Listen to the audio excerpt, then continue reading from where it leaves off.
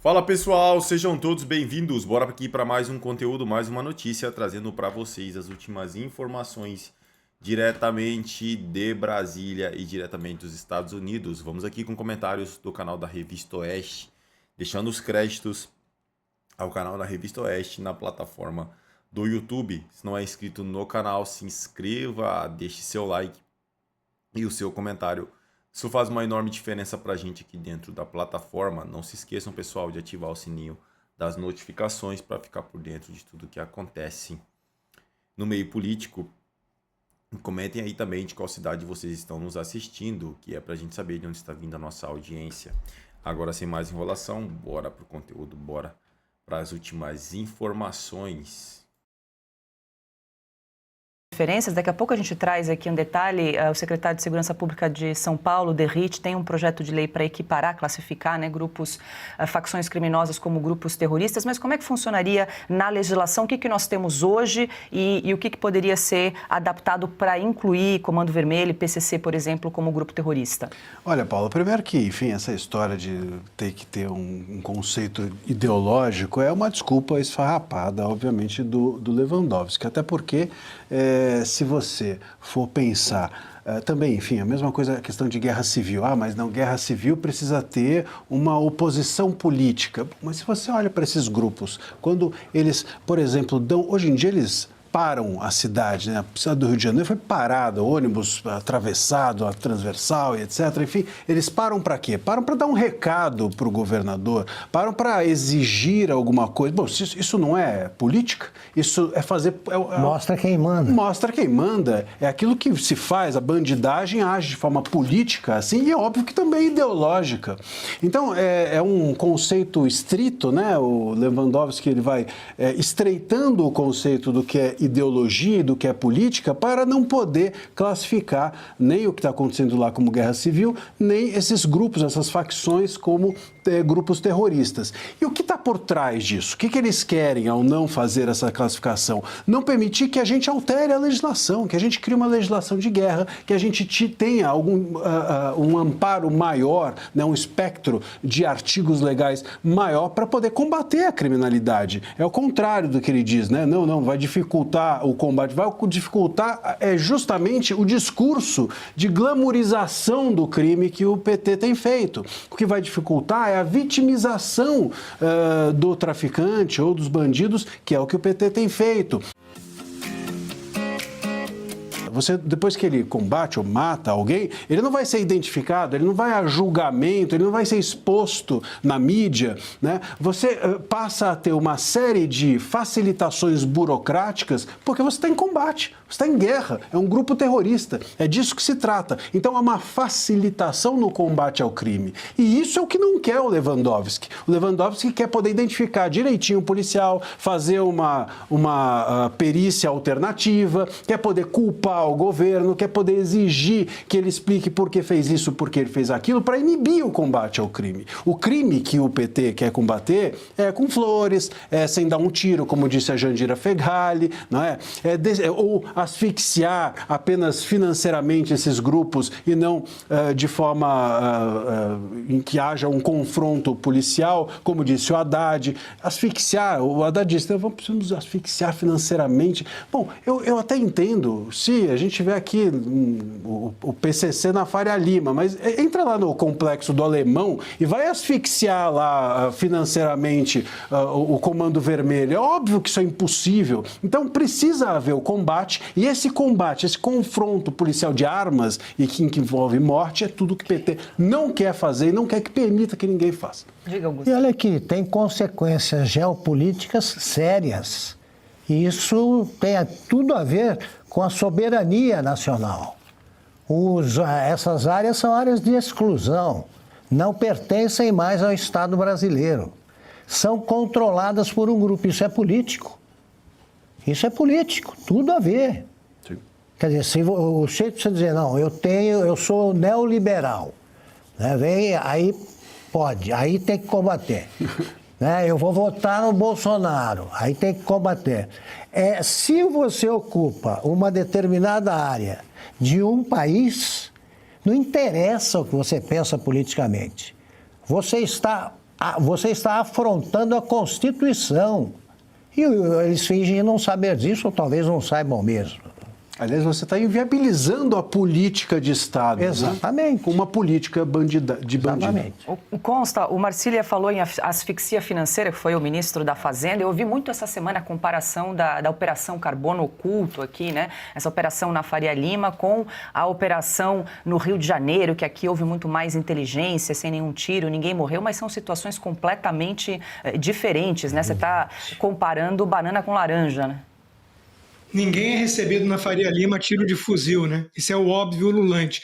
Agora, se o ministro Lewandowski acha que não tem fator ideológico no Comando Vermelho, né, ele tinha que estudar um pouquinho mais de história. Ele não sabia que o CV começou como Falange Vermelha, quando juntaram lá, no regime militar ainda, os presos políticos e os criminosos comuns, e que foi justamente as aulas de Marx e companhia desses intelectuais e presos políticos, como Gabeira, né, que praticavam sequestro, assalto a banco, que essas aulinhas marxistas ajudaram a fundar a Falange Vermelha, que virou depois o Comando Vermelho. Como que não há ideologia? Aliás, basta ver a reação da esquerda em geral, saindo em defesa dos traficantes, dos narcoterroristas, né? Nós precisamos falar, inclusive, sobre essa narcoafetividade no Brasil. Né? Existe aí uma elite, uma parte da elite, que está enamorada com os marginais. E não é de hoje. Vem desde a glamorização da bandidagem lá de trás. Então, como é que não há ideologia? São grupos que agem de maneira política, com fins políticos, ideológicos e apoiados por um espectro da política partidária no Brasil. Então, não tem nada que fique faltando.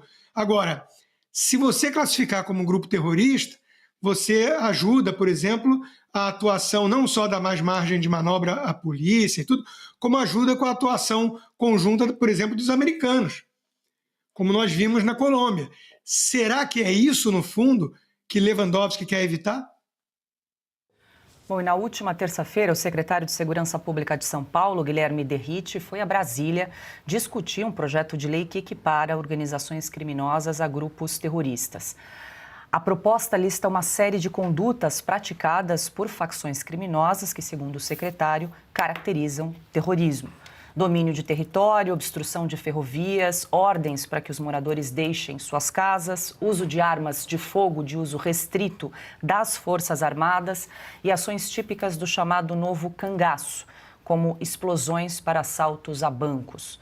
O relatório será apresentado na próxima terça-feira ao Colégio de Líderes da Câmara, Cauti. A ideia é que o secretário Guilherme Derrite se licencie do cargo para poder relatar o projeto que deve enfrentar aí uma resistência da esquerda no Congresso. Assim, mas é lógico que as leis devem ser adaptadas ao tempo que muda, porque, Dona Cília, me corrija, mas o Código Penal brasileiro é dos anos 40. Não existia facção criminosa nos anos 40. Não existia o poder de fogo que os bandidos têm hoje. Bandidos nos anos 40 tinha uma pistola, tinha no máximo uma espingardinha, não tinha um fuzil 762 como hoje, não tinha drone que lança bomba. Né? O maior problema que a segurança pública brasileira enfrentou, né, antes daquilo que a gente está vendo hoje foi Canudos, provavelmente, né, de controle de território por parte de grupos hostis ao Estado. Hoje não, estamos vendo facções que estão controlando amplas porções do território brasileiro, onde eles estão aplicando uma outra lei, uma outra jurisdição. É o conceito de Max Weber de monopólio da violência. Se o Estado não tem mais o monopólio da violência, não é mais Estado. Ou melhor, se torna um Estado falido. Na Somália aconteceu a mesma coisa com os tribunais islâmicos. A gente está vendo isso na Líbia agora.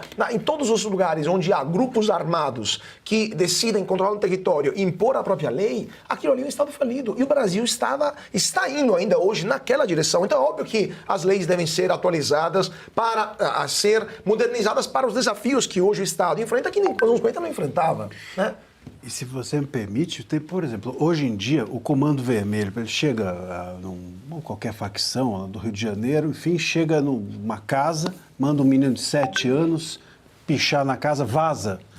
e põe lá CV, a pessoa tem que ir embora da casa. Existe um tipo penal para isso? O que você vai imputar uma pessoa que faz isso? Como é que você lida com isso sem criar um novo tipo penal? Então precisa, sem dúvida. Tentam, às vezes, em extorsão, né? Enquadrar em extorsão, pois é difícil, né? Muito difícil. A pessoa é expulsa da sua casa, tem que deixar... Durante a campanha eleitoral, os candidatos têm de ter a autorização da organização criminosa para pedir votos. Pois é. É isso. Como é que não atualiza?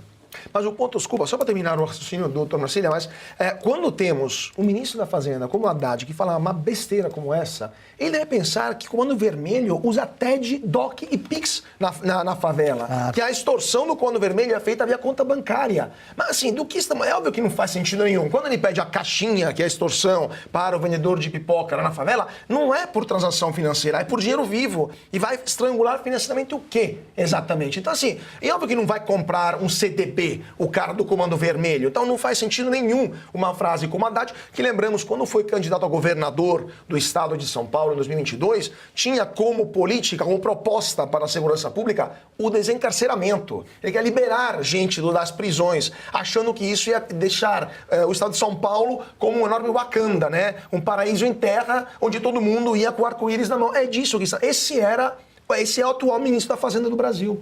Eu continuo impressionado com o drone.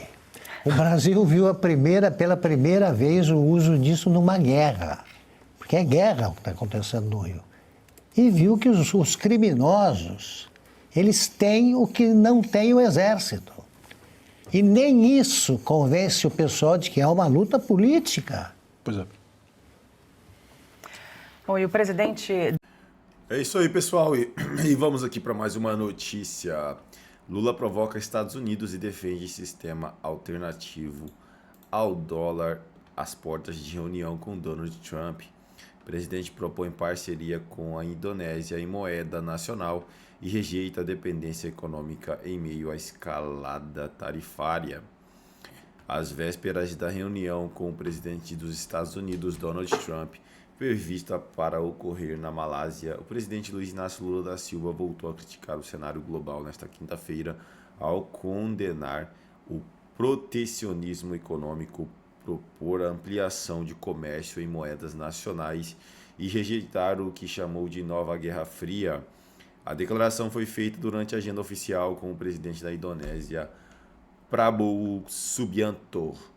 Em Jacarta, Lula defendeu a criação de mecanismos alternativos ao dólar americano para transações bilaterais e afirmou que o Brasil e Indonésia devem aprofundar as relações comerciais com independência. Indonésia e Brasil não querem uma segunda Guerra Fria, nós queremos comércio livre e, mais ainda, tanto a Indonésia quanto o Brasil têm interesse em discutir a possibilidade de comercialização entre nós dois, sem ser com nossas moedas, afirmou o petista. Essa é uma coisa que nós precisamos mudar. O século exige que tenhamos a coragem que não tivemos, exige que a gente mude alguma forma de agirmos comercialmente para não ficarmos dependentes de ninguém. As declarações ocorrem em meio ao endurecimento da política comercial norte-americana desde o retorno de Trump ao cargo. Em abril, a Casa Branca impôs uma tarifa global de 10% sobre produtos importados, incluindo exportações brasileiras. Em julho, uma nova rodada de sobretaxas elevou os encargos a 40%, com o argumento de segurança nacional e retaliação política.